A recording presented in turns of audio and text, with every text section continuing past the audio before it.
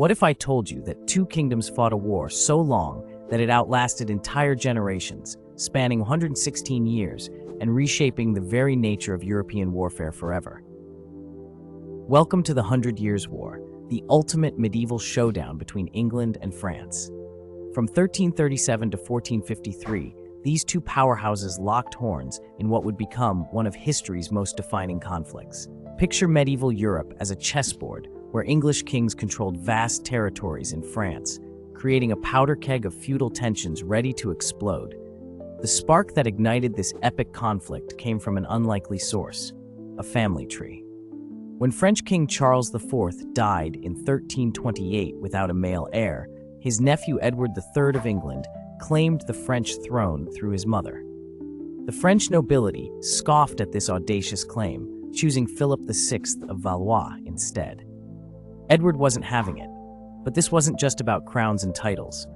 England controlled Gascony, a wine-rich region in southwestern France that generated enormous wealth. The French wanted it back, while the English would rather die than give up their profitable vineyards. Meanwhile, Scotland kept raiding English borders with French support, adding fuel to an already blazing fire. In 1337, Philip VI made his move, confiscating Gascony from English control.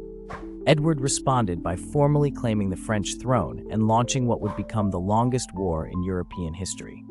The early phase belonged to England's revolutionary military tactics. At Crécy in 1346, English longbowmen devastated French heavy cavalry in a display that shocked medieval Europe. These weren't just any archers. English longbows could pierce armor at 200 yards, firing 12 arrows per minute, while French crossbowmen managed only 2.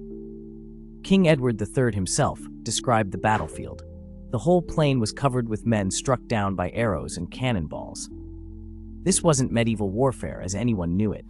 The age of mounted knights was ending, replaced by disciplined infantry and devastating ranged weapons. 10 years later, at Poitiers, the English repeated their success. Prince Edward, known as the Black Prince, captured French King John II himself. Imagine the humiliation. France's monarch paraded through London as a prisoner, while his kingdom paid a ransom equivalent to millions of modern dollars. But France wasn't finished. Under the brilliant military commander Bertrand du Guesclin, they adopted guerrilla tactics, avoiding pitched battles and slowly reclaiming territory. By 1375, England held only 5 French cities. The war seemed to be winding down. Then everything changed again. Henry V of England reignited the conflict with renewed vigor in 1415. At Agincourt, his outnumbered English army faced a French force 3 times larger.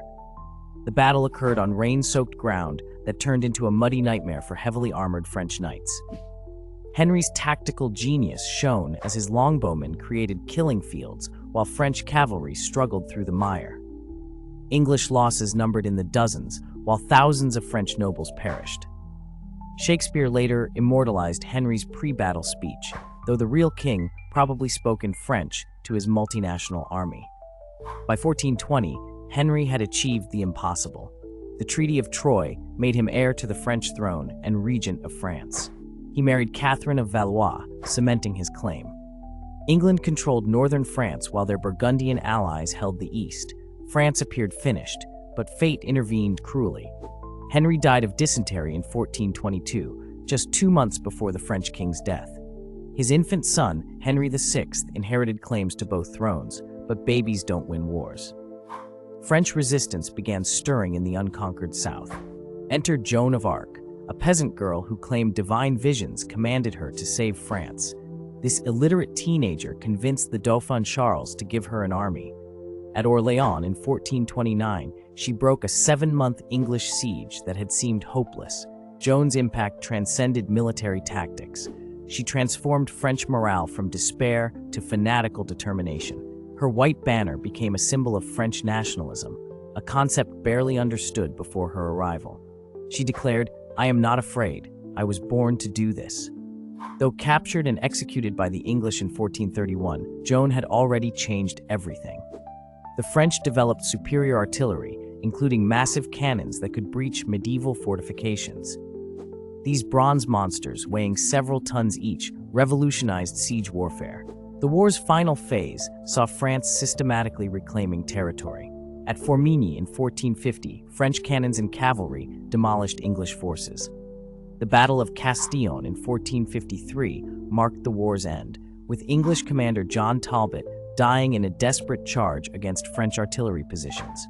When the smoke cleared, England retained only Calais on French soil. The transformation was complete.